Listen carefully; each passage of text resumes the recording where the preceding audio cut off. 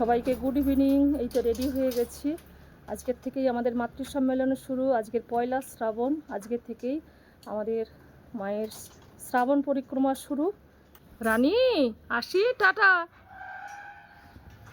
আজকের ওয়েদারটা খুব সুন্দর।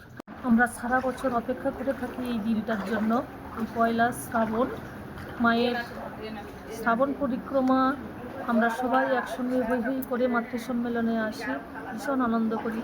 আজকের আমরা শ্রাবণ মাসের প্রথম দিন এই মায়ের বাড়িতে যে এক আঁটু জল পেরিয়ে আমরা আজকের মাতৃ সম্মেলনে এসেছি পূর্ব গঙ্গাধরপুর সমাবেরা মায়ের বাড়িতে। চারিদিকে জল থই থই করছে।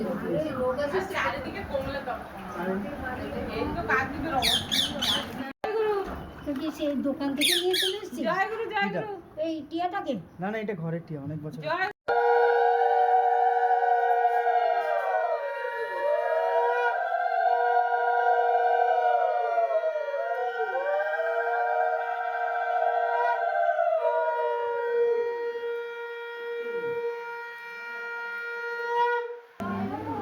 জয় গুরু।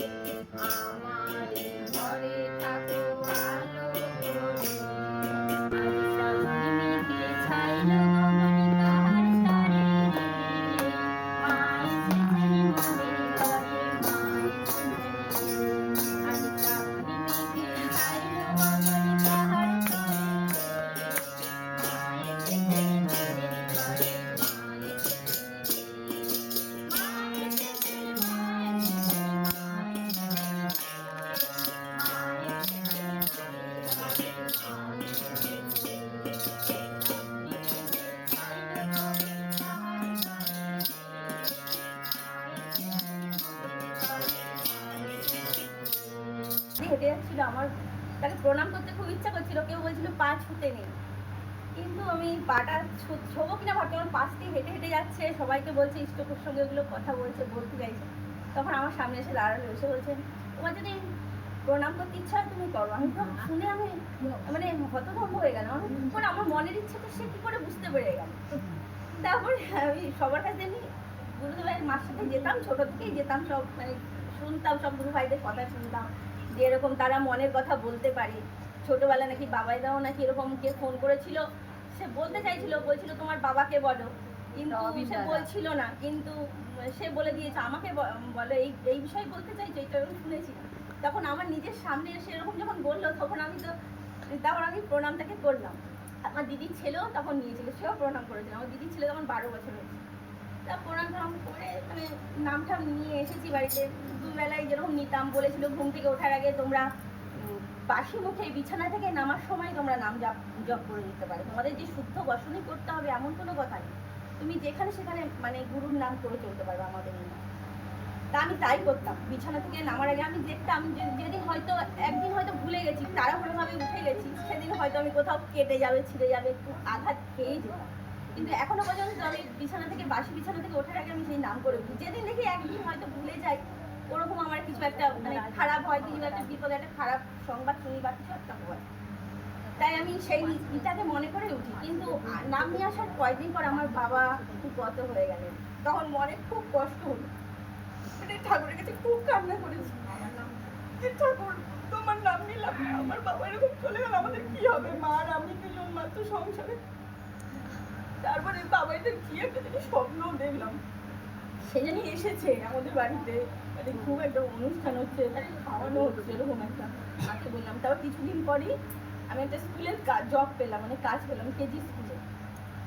ওই দিয়ে মোটামুটি টিউশন করে তখন আমাদের ঠাকুর ভালোভাবেই চালিয়ে নিত। কিন্তু অভাব বলতে কি, ঠাকুর কোনোদিনও কিন্তু বুঝতে দেয়।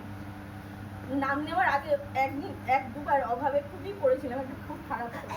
নাম নেওয়ার পরের থেকে কিন্তু আমি সত্যি আজ পর্যন্ত আমি যা মনের ইচ্ছে যেটা খেতে চাই কেন কেন যা ঠাকুর যেখান থেকে ঠিক জোগাড় করে দেয়, এই ভরসাটুকু আমার এখন মানে রয়েছে। রাস্তাঘাটে চলি, কখন দেখি কুকুর মারামারি করে, রাস্তাঘাটে ঝগড়া করে, মানে এমনভাবে বিপদের মধ্যে পড়ি, তখন জানি ঠাকুরের নাম দিয়েই স্মরণ করি, দেখি কোথা থেকে জানি কুকুরগুলো চলে যাচ্ছে, অন্য রাস্তা ধরে ঠিক চলে যায়। আজ পর্যন্ত যেটা আমার মনের বিশ্বাস, ঠাকুরকে থেকে যেটা আমি পেয়েছি দেখছি।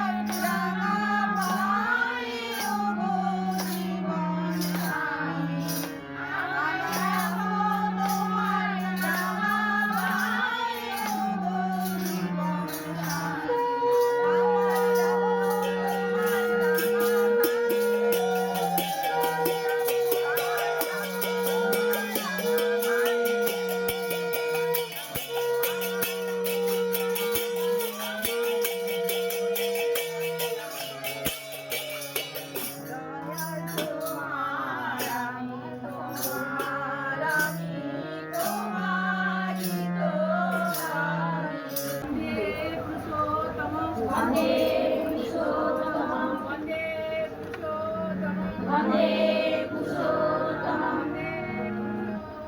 वन्दे पुरुषोत्तमं